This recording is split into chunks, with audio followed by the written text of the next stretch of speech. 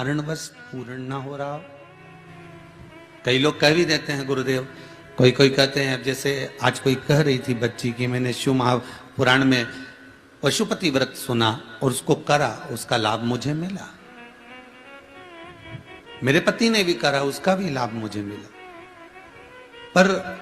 एक काम गुरुदेव ऐसा अटका हुआ है कि वो काम हम करना चाह रहे हैं, व्रत भी कर लिया, अनुष्ठान भी कर लिया, पर फिर भी वो व्रत के कारणवश भी वो कार्य नहीं हो रहा। तो समझना कि कोई कार्य बड़ा भारी होगा और बाबा उसको कर नहीं रहा है,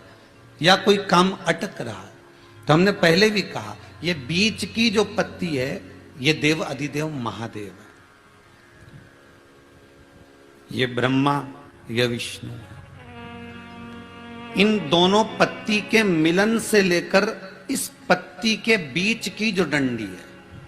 ये नीचे की डंडी का वर्णन नहीं कर रहे हैं, इन दोनों पत्तियों के बीच में जो डंडी है बची हुई, जो तीनों के बीच में एक डंडी का जो भाव है, ये माता जगत जननी जगदम्बा माता पार्वती है।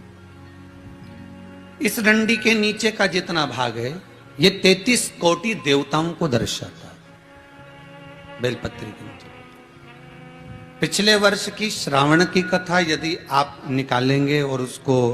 पेज पर जाकर आप सुनेंगे तो आपको प्राप्त होगा कि उसमें भी कहा था कि जब आप पशुपति व्रत कर रहे हो या कोई नियम धारण कर रहे हो या कोई आपने नियम उठा रखा है और वो कार्य आपका हो ही नहीं रहा, आपने 2 बार पशुपति व्रत कर लिए, आपने ये कर लिया, आपने प्रदोष कर लिया, आपने सोमवार कर लिया, आपने सारे अनुष्ठान कर लिए, बहुत सारे उपाय भी करे तो भी नहीं हो रहा है, तो इस बीच वाली पत्ती पर शहद लगाकर बाबा का जो शिवलिंग है उस शिवलिंग को इसको छुआ दीजिए या उससे चिपका दीजिए और उस पर अपनी हथेली रखकर कामना कर कर वापिस घर को आ जाइए। बाबा आपकी वो मुराद शीघ्र 3 महीने के अंदर पूरा कर ही देता है, ये पक्का।